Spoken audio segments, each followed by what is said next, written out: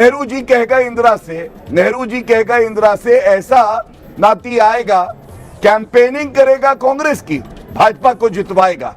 बोल मोदी जी को गाली देना आसान है, दे सकता है विपक्ष, लेकिन उनके जैसा बनना बहुत मुश्किल है, असंभव है। अभी बदत है भाई, अभी बदत है। जब तक निष्पक्ष कानून नहीं बनेगा चुनाव आयुक्त और आयुक्तों के चयन का, मुझे लगता है तब तक चुनाव आयोग कहा जाए तो ज्यादा अच्छा है।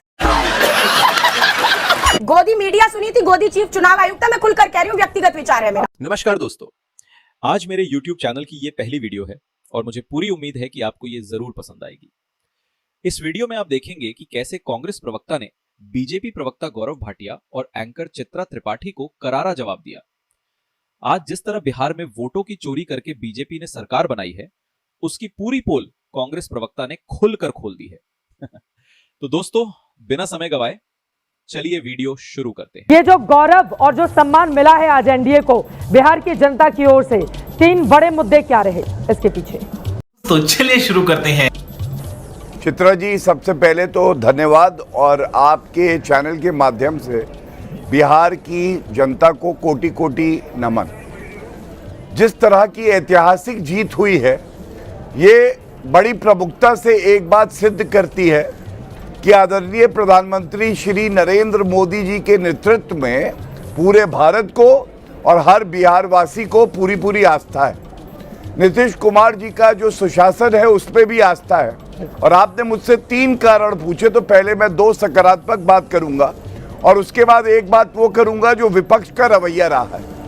सबसे पहले जंगल राज को हटा के विकास की राजनीति करना, जिसमें MY हमारा महिला सशक्तिकरण, युवा सशक्तिकरण, दूसरी तरफ उनका MY जो केवल सांप्रदायिक और तुष्टीकरण की राजनीति, जिसमें मुस्लिम और यादव। तो आज बिहार की जनता ने बता दिया है कि सकारात्मक राजनीति की जीत होगी।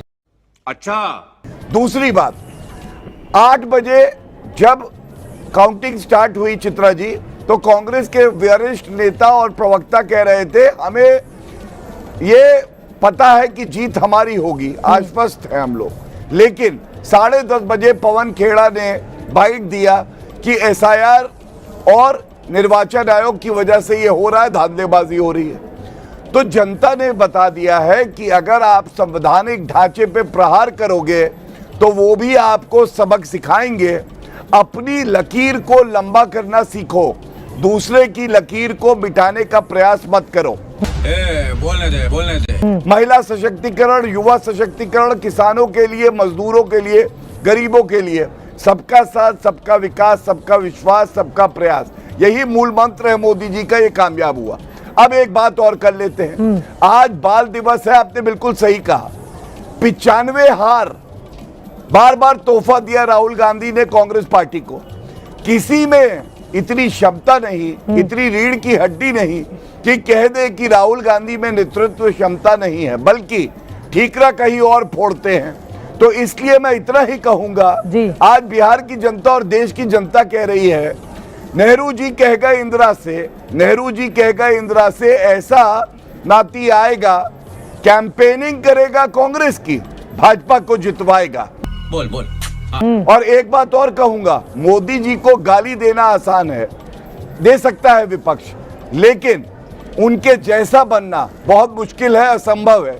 और यही बात विपक्ष समझ नहीं पा रहा। अच्छा, साधना भारती जी, क्या विपक्षी दलों को समझ में नहीं आ रहा है, आप लोगों की जिन लोगों से प्रतिस्पर्धा है, नरेंद्र मोदी, अमित शाह, नीतीश कुमार, भारतीय जनता पार्टी, JDU, 24 घंटे 7 दिन काम करने वाले ये लोग हैं, न दिन देखते हैं न रात देखते हैं। जब चुनाव आता है तो पूरी ताकत से चुनावी मैदान में उतर जाते हैं, जबकि बार बार राहुल गांधी जी को लेकर सवाल पूछे जा रहे हैं कि चुनाव में SIR के मुद्दे को उठाने के बाद 50 दिन वो गायब रहे, उसके बाद बिहार में अपनी ताकत झोंकने के बजाय वो मध्य प्रदेश में जंगल सफारी का लुत्फ उठा रहे थे।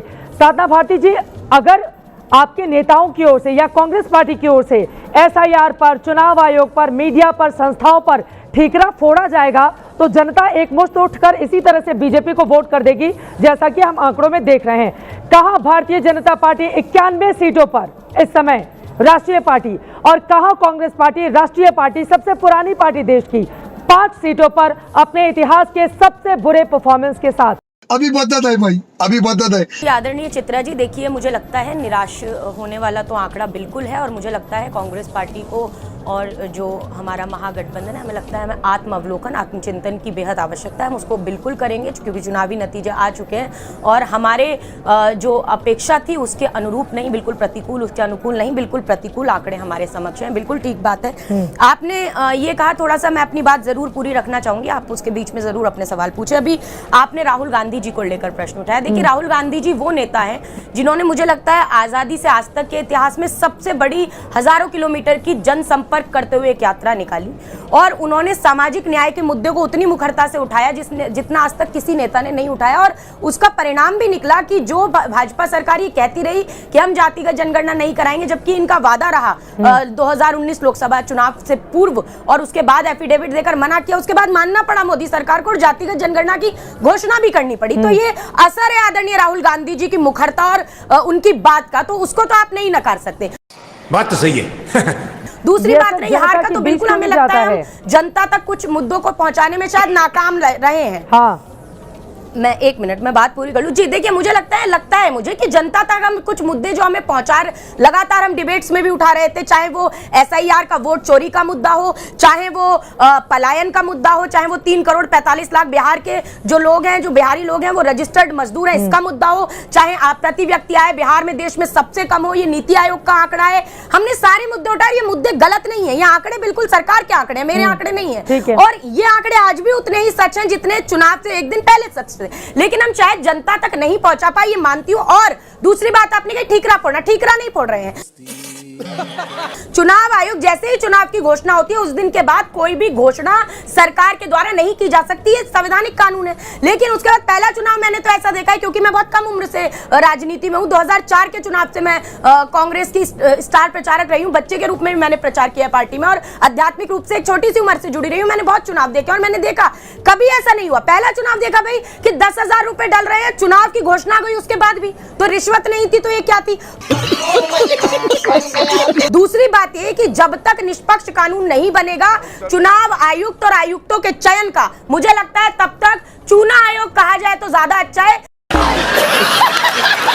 गोदी मीडिया सुनी थी, गोदी चीफ चुनाव आयुक्त है, मैं खुलकर कह रही हूँ, व्यक्तिगत विचार है मेरा। और मैं ये कहूंगी कि आपके चैनल पर लगातार मैं सुन रही थी, आपकी तरफ से बात आ रही थी, चित्रा जी। फर्श पर पटक दिया है बिहार की जनता ने और गोदी मीडिया और चुनाव आयोग के लोगों, अरे आप लोग पटक दिया है बुरी तरीके से, साफ कर दिया है। जो 5 लोग कांग्रेस पार्टी के जीते हुए नजर आ रहे हैं, उनका व्यक्तिगत अपना वहां पर मजबूत है।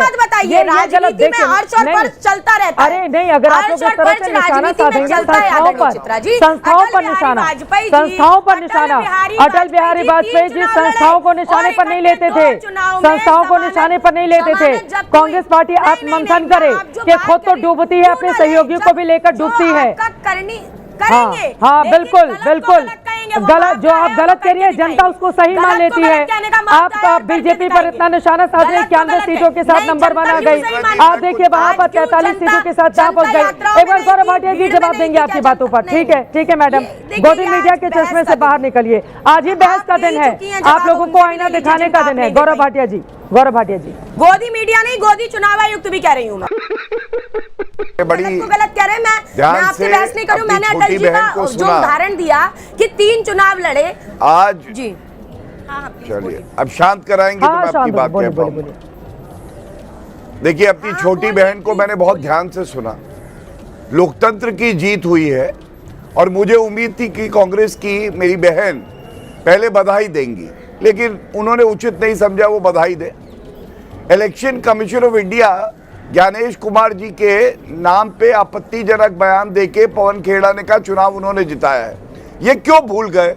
सर्वोच्च न्यायालय ने SIR पे रोक नहीं लगाई है। क्या सर्वोच्च न्यायालय में इनकी आस्था नहीं है?